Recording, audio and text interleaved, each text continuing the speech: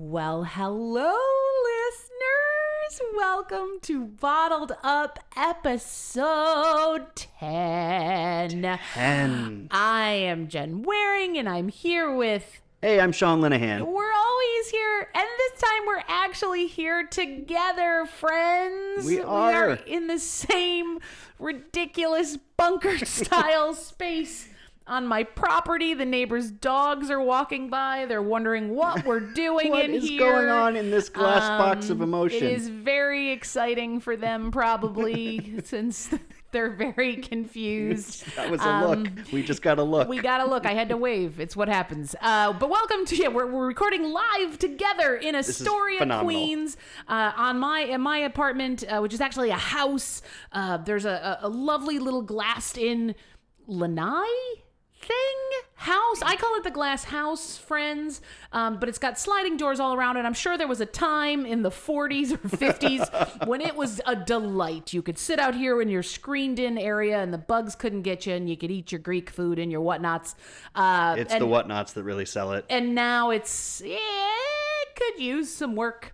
But you know what? For allowing us to sit together and actually share a bottle of wine, you guys might have a more conversational ending too, because we both won't be as drunk. So welcome to episode 10 of Bottled Up.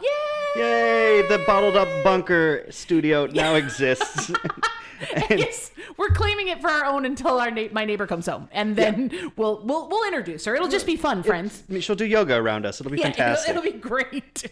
Or if I do have another neighbor that just sometimes lets her dogs in the yard. So fingers crossed that happens. I would love that. It's fun. My own dogs are barking locked in because they'd be a nightmare. It would be so loud. It's very echoey in here, so we hope. I am a loud person by nature, so hopefully that's not hurting your ears. Hey, that's what editing's for. We'll fix it in post. We got this. And, because it is our 10th episode, which is a milestone. It is. That's 20 weeks of recording for us. 20 weeks of recording. We do a bonus. So technically... Yeah, 20 it's like 20 episodes, you guys. It's crazy. But it's really...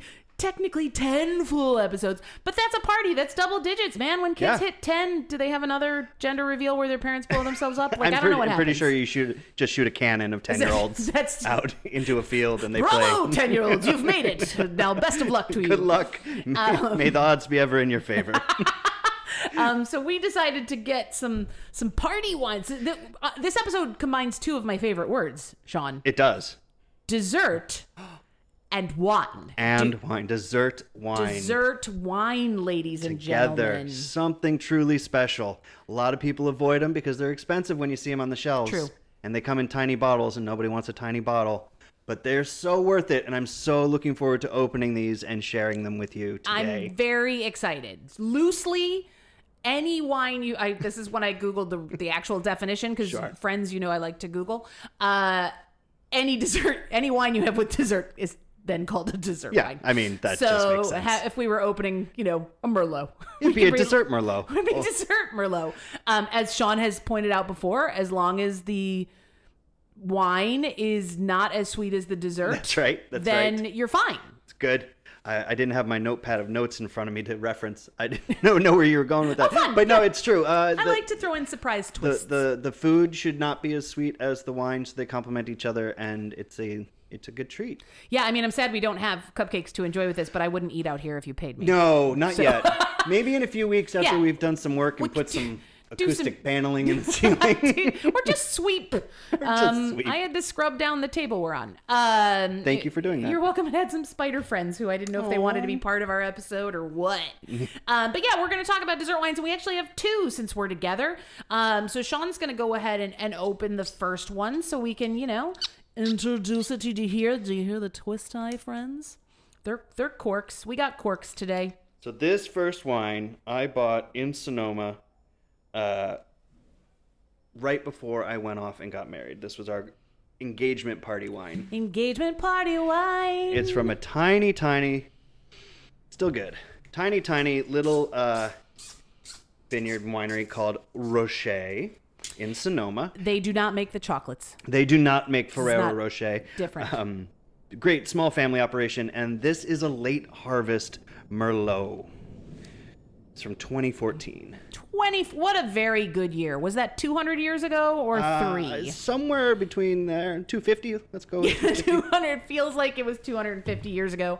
Now, dessert wines typically served in those pretty little glasses, you know, the Delicato ones, you know, which oddly you can always find at like a thrift store, friends. If you ever want to get like a collection of fun little wine glasses. I did a one-woman show a number of times. I can smell it from here. I haven't even moved it to my nose, you guys, and I'm already stoked. It's like 18 inches away from your face, and you can still smell it. Yeah. Oh my God, so yummy. And that was the whole theme of my show was like half full, half empty. And so I bought a ton of wine glasses and dessert wine glasses to like cover. My vision was to have the whole stage covered. I had another vision that I'd fly in on a rigging. So, you know, I have big visions. Don't always happen. You know what? You aim for the stars, hit the moon, or, you know, whatever it is they say. Yeah. Or maybe just the upper atmosphere and burn up. Whichever works. In this case, I had like, you know, 20 glasses. We called it a day. That's a lot of glasses. But now I have them all in my house and they're very fun. But we're drinking this out of a very fancy IKEA glass. Yeah, these are juice glasses. So before we taste it, I'm just going to tell you a little history about what late harvest is, and then we'll take a break, come back, and do tasting notes, because it probably wants a little bit of air. I was going to. So late harvest, you wait until the very end of the harvest season, until those grapes have sat in the sun and dried up, raisinated, as we said. I love a word called raisinate. So all those sugars are super concentrated, and so you end up with, when you crush it down, you get a much, much sweeter product, wine juice, the must. And then they stop fermentation pretty early on, because if you just let the yeasties go, they're like, fuck you, yeasties. Yeah, they'll eat that sugar until this is 16%, and then the yeasties die.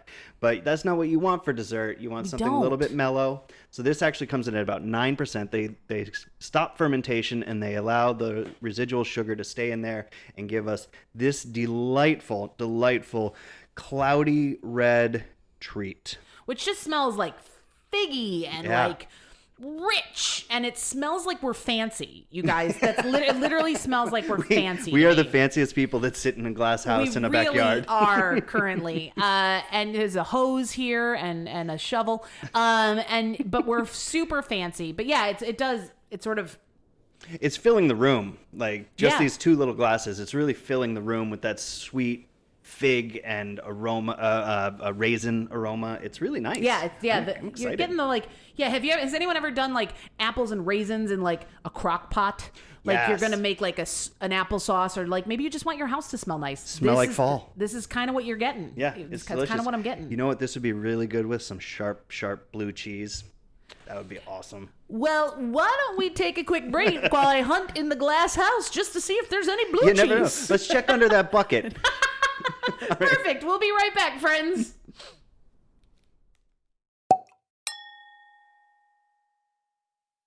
And welcome back, friends and listeners. Our wines had a little bit of time to sit. Just to give you an update, we were letting it sit because I had been storing it in the fridge after slowly consuming it using a Coravon, which just kind of replaces the oxygen inside the bottle with an inert gas, but it's helpful to let it sit for a minute. Thank you for explaining the Coravon, Sean, because I was like, I don't know what this word is you keep saying. Well, we're going to use one on our next bottle. So I'm very excited. It's very exciting. But let's have a little sippy poo. I was going to say, I'm more excited to get into this.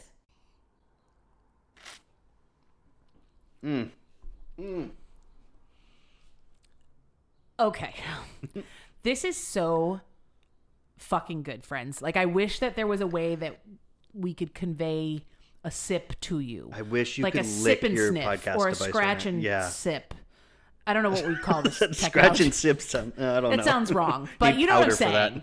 Okay, because this is delightful. Yeah, it's almost got like a candied apple quality to it, like a red apple skin. Yeah, it's been stewed. It's full of lots of fruits and lots of layers, but it's all stewed. So you've got raisins, prunes, figs, that mushy apple. But definitely that's the red ones, guys. When you like the Halloween red ones, like that's definitely in there. That's an awesome call, Sean. And then it's a 2014, so it's got a little bit of age on it, but it still has acid structure to it, because I could tell there's a lot of sugar in this wine. It's syrupy, it's thick, but it doesn't coat your tongue. No, I was gonna say it's still oddly light. Like, I feel like most people, while most people have maybe not had a late harvest Merlot, I do feel like most people have had a sip of port at some point probably in their a lives. port. And a port is very coating, right? It's delicious. It's got all that figgy goodness, but like it is very coating. This still somehow manages to be a fairly light, it's light-bodied weight wine. It's got a little bit of acid to help carry that sweetness through, and you can taste the oak. You can really tell that this sat in some small oak barrels, and it's got the kind of vanilla-y, like baking spice. Kids, here's my problem with dessert wines. I could drink this whole bottle without a frickin' thought. I would say that the finger and a half of juice glass that we are drinking is probably like 600 calories. I mean, listen, friends, if you could also somehow visually see us, I don't give a hoot about my rat's ass. This winter I spent some time working on my vaccine body. Do you know what I'm saying? So this is so good. I had a long ago, I can't even remember when this was, but we went to a wine festival in the Finger Lakes region of the New York. And I went with a friend and her kid. It was like an outdoor thing. It wasn't like kids could go. I didn't want to make it sound like my friend would let her kid drink wine all the time. But my favorite wine and the only wine I bought at this whole festival was this raspberry dessert wine. Ooh. And they suggested serving it in a blender with raspberry sherbet. So you blend up the whole bottle, whatever ounces that is, it was one of those like skinny dessert winey bottles, with a gallon, I guess, whatever measure, whatever you get in the suburbs when you buy ice cream. Like I'm so used to buying a pint, I forgot what the normal enough that I can carry home. A half gallon. What is the normal container of ice cream? I think it's a peck. Is it a peck? It's a peck. So you take a peck of ice cream and you mix it with the bottle of and then you blend it and you drink it like a slushie. I drank the whole blender, Sean. Oh my goodness. I was a wreck, first of all, and very headachy the next day. I was gonna say, but it was so good. So do that, friends, if you want to be really ill. I'm just looking at my bottle here, and it's got some information on it that's not usually on a bottle. This is interesting. I'll share it with you, even though it might not mean a lot. Sugar at harvest is 27 bricks. Bricks is the unit of measurement that we use in the U.S. That determines the amount of sugar in a grape. There's 27 bricks. That's really, really high. A normal Merlot is like Also, that's 9. a very exciting word. Yeah, BRIX, bricks. I am very excited to learn this. I have not been this excited to learn about a group of something since I learned a group of rhinos was a crash. Which is so good. Isn't it perfect? It's amazing. But a bricks of sugar. And then I'm tickled. The residual sugar is 12% by weight. So 12% of the 375 milliliters of this tiny bottle is just sugar. Oh, bright new day, we're moving away. It's so yummy. That's yum, yeah. So obviously, this is not a wine that you're gonna crack open and drink with your like appetizers at your party. You're not. I mean, we didn't update. We didn't find any blue cheese out here. No, we did find some pillows that were a little cheesy. Yeah. In maybe fragrance. Could have squished them and recreated. But so this is only one type of dessert wine, and I feel like we could run through because there is lots, and there is some that you could theoretically. I mean, the first category, the lessest sweet. The lessest sweet. I have a writing degree, friends.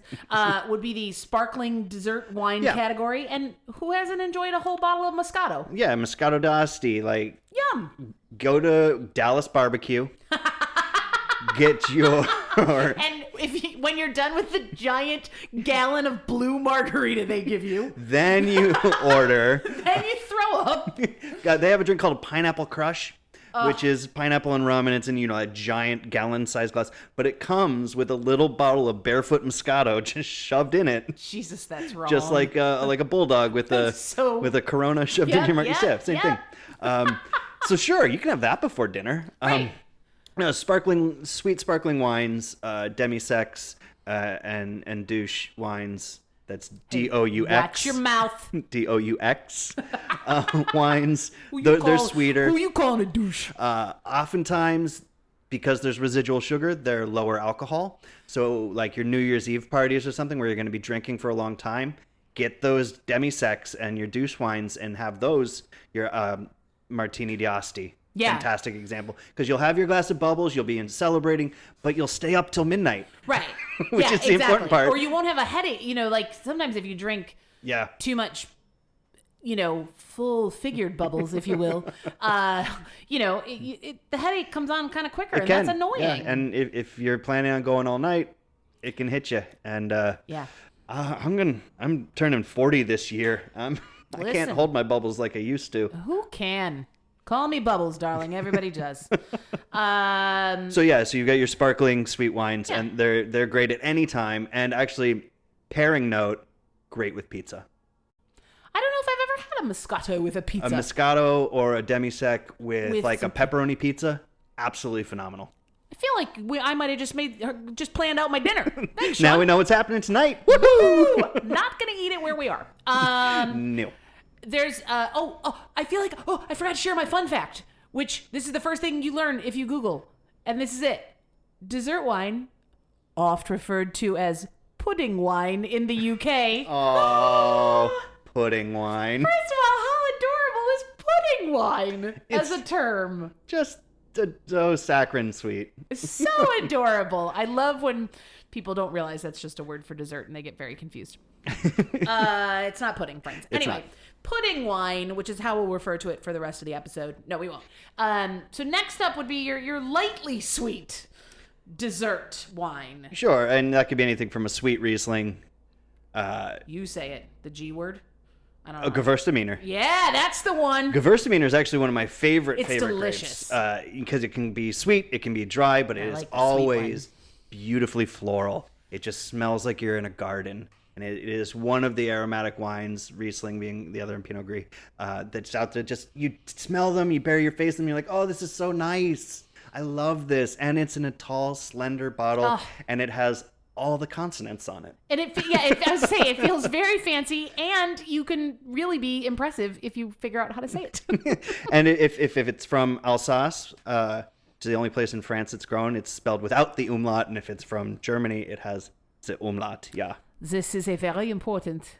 I don't know what accent that was. This is a very important trick to learn. I think it is. I mean, if you're trying to identify, you want a German wine, look for the umlaut. You don't want a German wine, don't look for the umlaut. And I don't know why you wouldn't want a German. Listen to that word. It sounds like it should be German. Gewürztraminer! It's perfect. So that's, but again, a dry Riesling is a very easily drinkable wine with a meal. It doesn't. You don't have to save that for a dry Riesling kind of after dinner situation. A dry Riesling is a food wine for sure.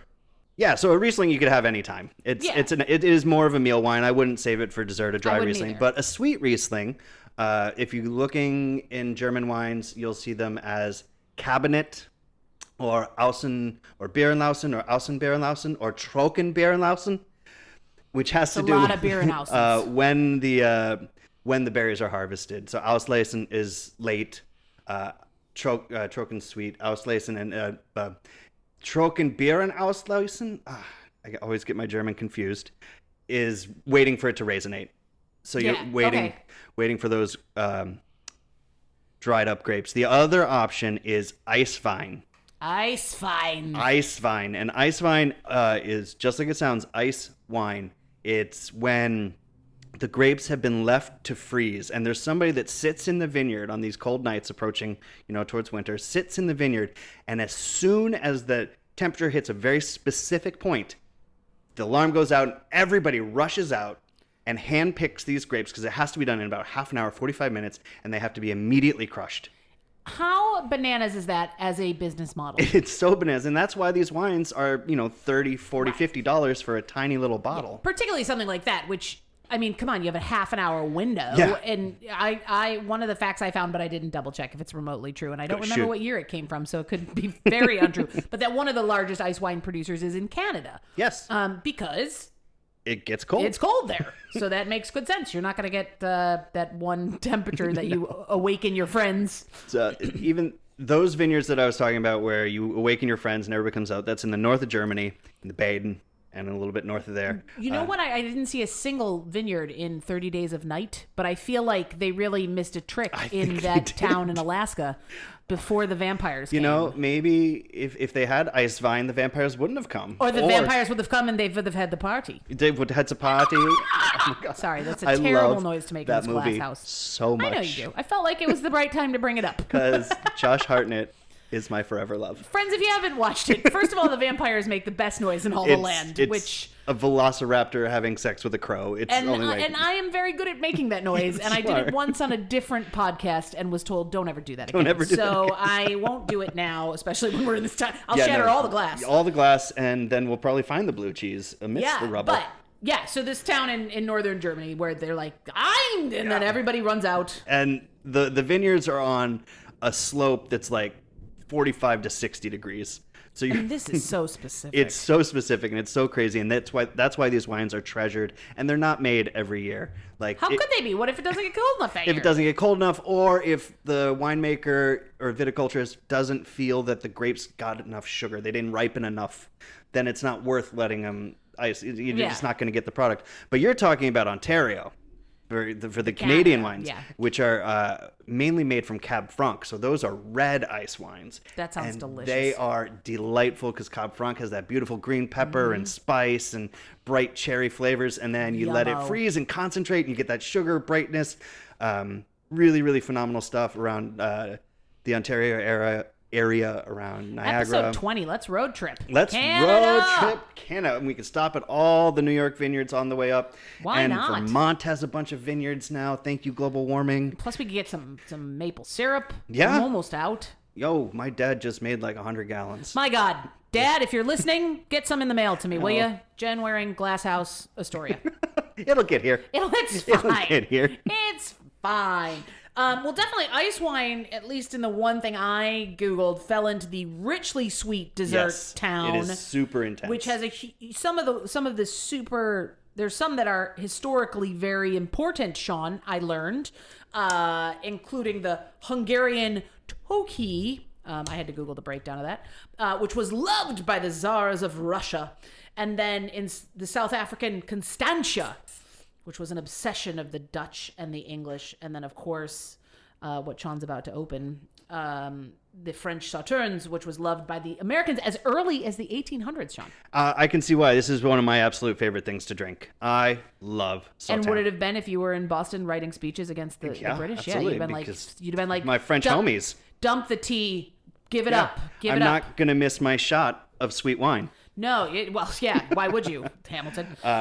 And what makes these interesting is all the wines we've talked about so far have been made by letting the grapes concentrate the sugars, right? You were letting them sit in the sun and raisinate, or letting practically lazy. Yeah, letting nature do the work. We're letting nature do the work here, but we're adding a special guest. Oh. Yeah, it's a bit of nobility. It's like a king. Known as the noble rot or botrytis. First of all, doesn't noble rot sound wonderful? It does, unless it's on your feet. I was going to say, or it sounds like a plague that killed many peasants back in the day. But yeah, apparently it is both, obviously it's called, rots in the title. It is a fungus. It's a fungus among us, but it looks awful too. Oh, it looks terrible. If you walked into a vineyard that had botrytis happening in it, you would just be grossed out. It is a lot of gross. Yummo! But what it does is the mold gets on the bunches of grapes and it pierces the skin and draws that moisture out, concentrating those sugars, and it also adds a little bit of flavor of its own. People debate up and down whether if it's of any true quality, but I like just a hint. If I could get just a hint of mildew, a soupçon of some sort of royal fungus, I'm fairly happy. And so this one, this might be the most famous botrytis affected wine in the world. It's called Saltaren. It comes from the very south of the Bordeaux region. So we've talked about Bordeaux a tiny little bit, but you got your left bank, your right bank. Everybody yells about which bank is better. We all know it's the right bank with Pomerol and Merlot based wines. But then under the Medoc and the Haut-Medoc, you've got Grave. And at the very bottom of Grave is an AOC called Sauternes, and they make this fantastic white sweet wine that is botrytis affected, and I'm opening it with a Coravin. which is very. Is it going to make a loud noise? I'm Nope. kind of. I kind of wanted it to. I'm not going to lie. I did though. Sean's backing up. I don't know if I've mentioned. We're also sitting in deck chairs. Really, we're keeping it fancy today. It's very fun. This takes forever. So what happens is you have this long, slender needle that pierces the cork, and you've got a little gas container inside this device, and when you pull the trigger, it pumps the argon gas into the bottle, replacing the oxygen, or replacing the wine that is now being forced out through the tap with argon, so it won't oxidate, that's the word, and go off. It kind of looks like the thing they pierce your ears with. Kind of. For folks that need a visual, and who have pierced ears. Yeah.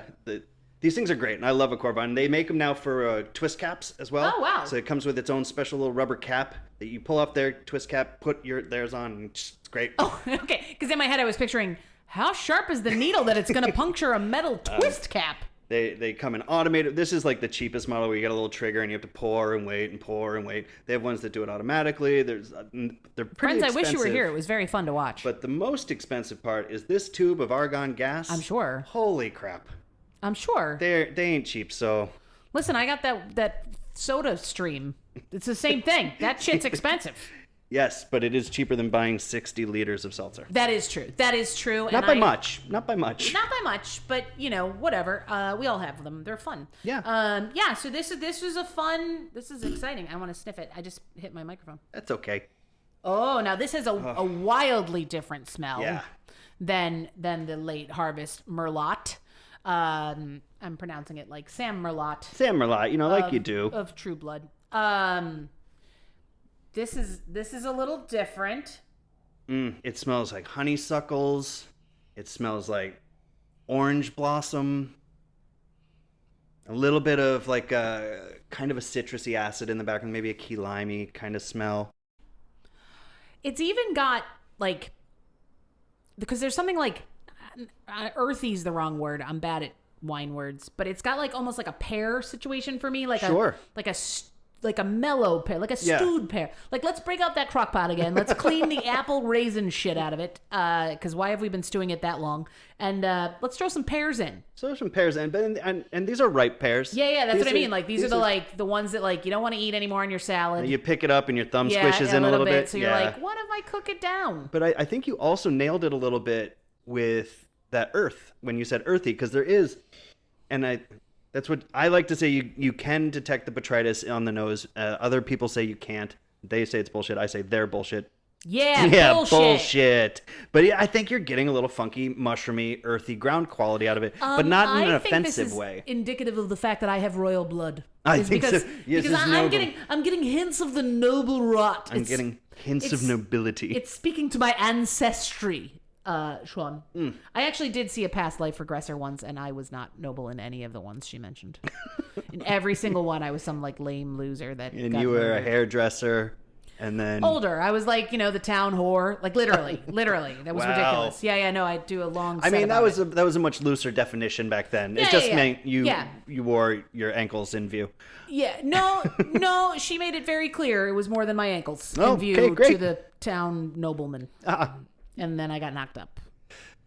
Well, which he was excited about, but then the baby was lame. So he drowned it in a well. These are literally all the specific details this woman shared with me. See? Right? This crazy past life regressor. And I sat there and I was like, okay, is there any happiness in my DNA? No, because people don't pay for happiness. They pay for sadness. Yeah. That's and there was more. There was several more. So yeah, so maybe I'm picking up the noble rot because I screwed a nobleman and bore his child and then he drowned it in a well.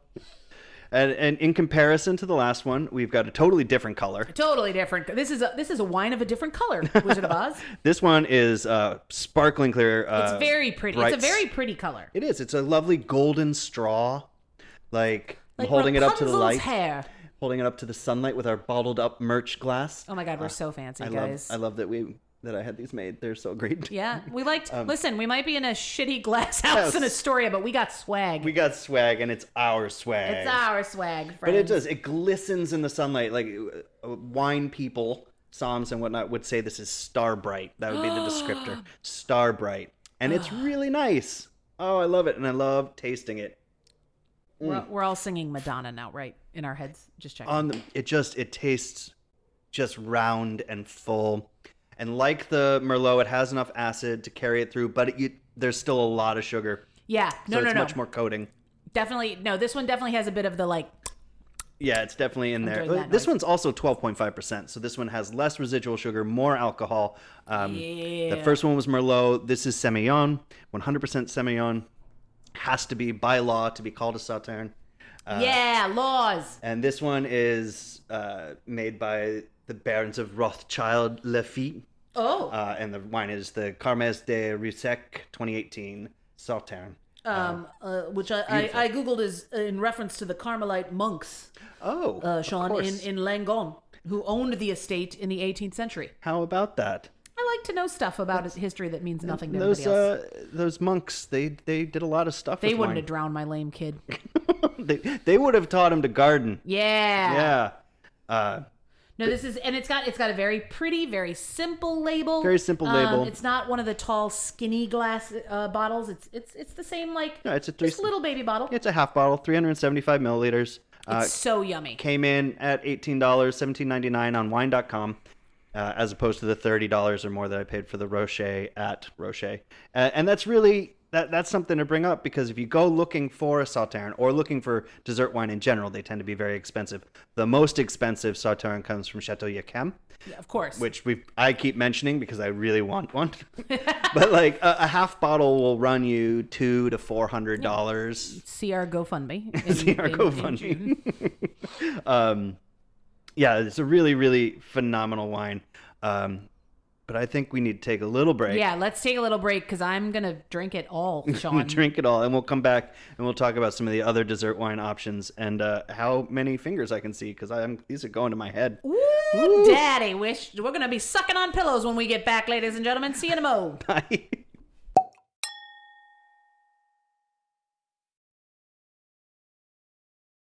Oh my gosh, and welcome back to episode 10 of Bottled Up.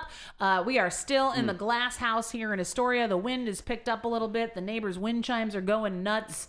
My one neighbor has made 4 passes just trying to figure out what we're doing. It's great. This is a lot of fun. This is really silly, and I live in a very quiet corner of Astoria where everybody knows everybody's business.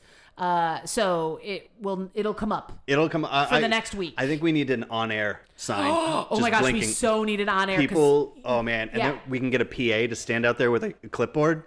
There's unemployed PAs all over this town. Let's right now. Pick one. It'll be great. I'll put my dog out there with a sign. She won't stay because that's not in her skill set, but we can try. I can put the bird out there with a sign on her cage. She just screams into the void. She just screams at them. It's so great. She actually, so listeners, today was a very sad day in the house of Jen Waring because I've had this mourning dove nest, and then I swear to God we'll get back to dessert wine. But I've had this mourning dove nest next to my air conditioner, and it's been there for they built it, and then I named her Maud. Maud has been sitting on it for the last week or so there was clearly an egg or two. They usually have 2 eggs. And so precious. Life is beautiful. And her husband is I've named Roger. They do mate for life. And so Roger comes in the evenings, but not the point. Today, a giant, large, horrible crow flew smack into my window, disturbed Maud, and then ate her eggs. And but the bird hasn't made a noise since. I honestly think that my dumb foster parakeet was like, "What the f was that?" And she just isn't. She's talking terrified anymore. now. Yeah, I'm gonna have to put on like The Walking Dead or something later, something that she loves. I'm gonna have to put that it's like after experiencing the trauma of death. She loves the walker sounds. She screams. I just learned we just watched Beverly Hills Cop, and turns out she's a big Pointer Sisters fan too. So, well, that's great. Yeah, I mean, Neutron Dance for the rest of the day, maybe just to get her back in shape. But here, let's have a toast. Yeah, to the morning doves that would have been to Maud's egg with our delicious dessert wine, the 2018 Saltaren. So good. If you're ever in Bordeaux and you make your way down to Grave or to Sauternes, they have in any like little shop cherries soaked in Sauternes and dipped in chocolate, and they are just amazing. Get the fudge out of here. They're the reason every wine student or whoever who goes to Bordeaux comes back 20 pounds heavier. I just gained 20 pounds thinking about how delicious this is. When I was in Portugal, they gave us, I think we spent, they didn't give it to us by any shakes. I think we spent like $20 on it, but we thought it was really fun. It was a little shot glass cup of chocolate. Turns out filled with port. Which translates this nicely, but was not a fun street bite. No, that's a good one. I thought you were going to tell me they gave you the ginja.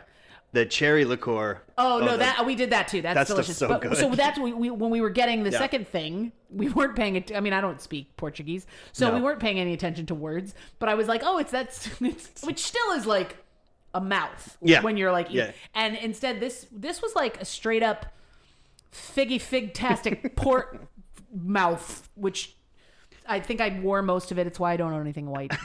I'm a putz. But that's a really good segue into the other kinds of dessert wine out there. And those are, of course, fortified wines. And it's because they're superheroes. Yes. They have capes. Yep.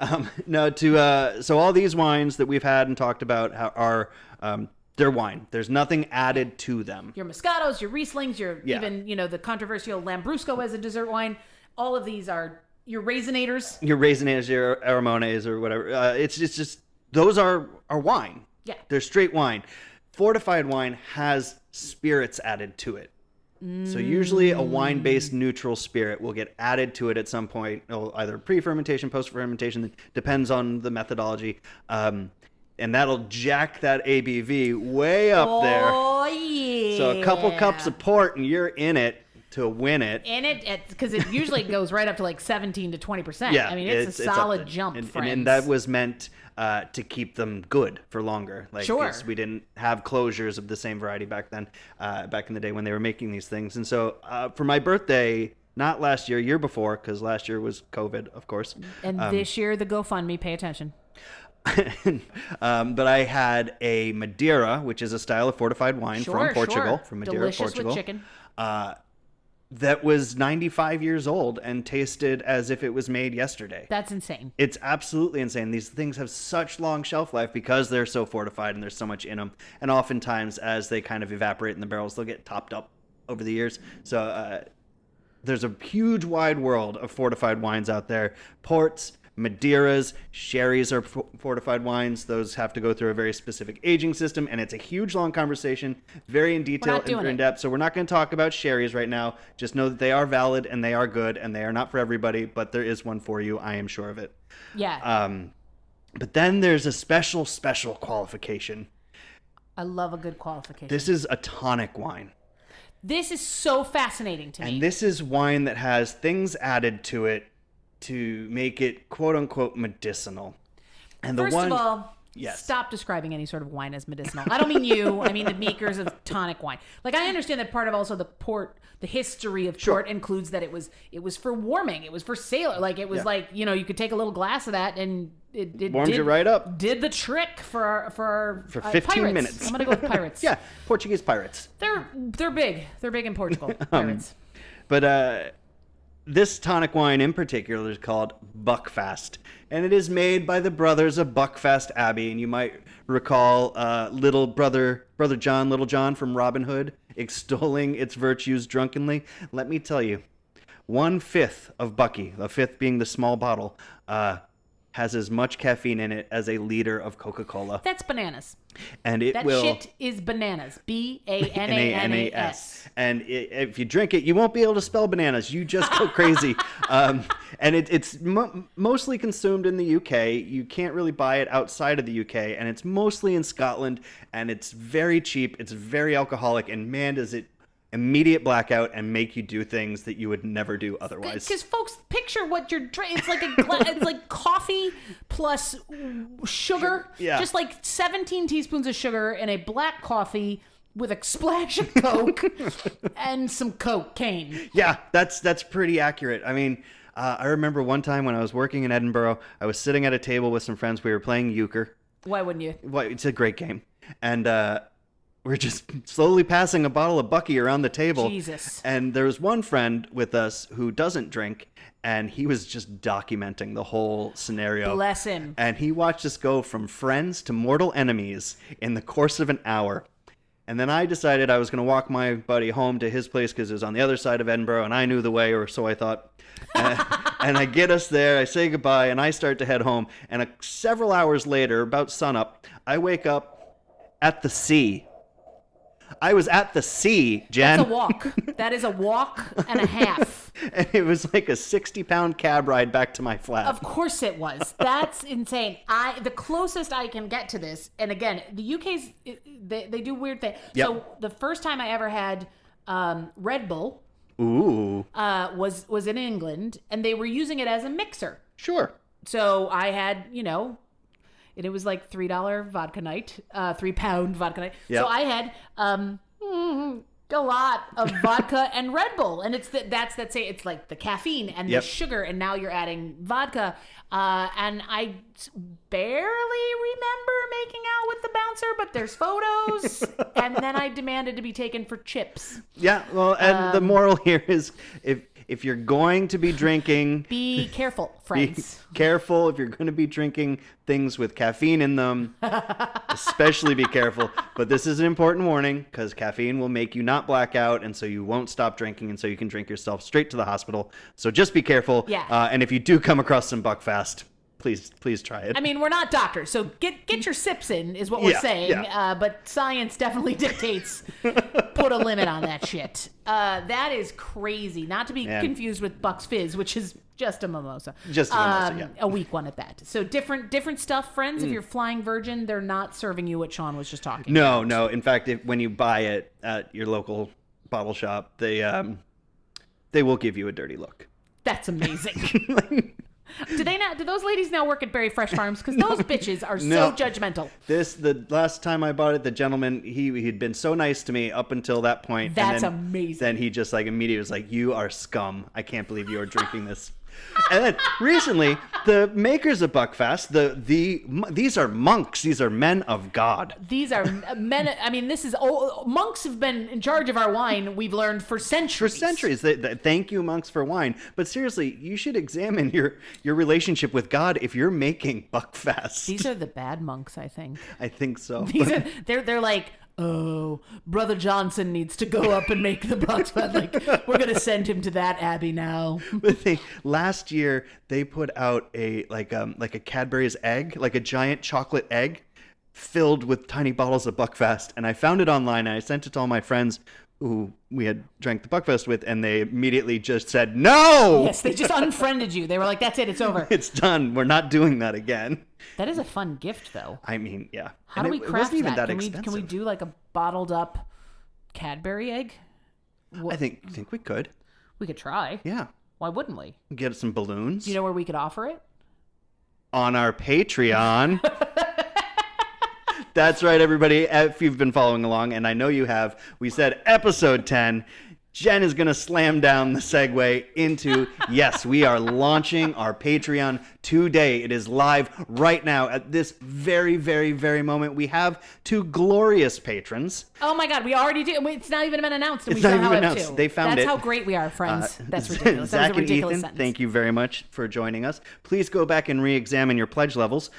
You get new prizes. There's new prizes, and we're going to be posting some Patreon-only stuff. For example, before each episode airs, we'll make a little video talking about the wine that we drink, so you can go buy it and drink along with us, because obviously we pre-record. Listen, if we could somehow patent drink along, that's what we want to do. We want everybody to be drinking along the whole time. Bottled up drink along. Right? If any songwriters out there want to write a jingle for the bottled up drink along, we like a good jingle. Jingles are great. I make them up the whole show, and mine suck. So if somebody knows what they're doing, they're beautiful. That would be tremendous. It would be a tremendous asset. But yeah, no. So we for those of you not familiar with Patreon, it's a great way to support in a small way every month.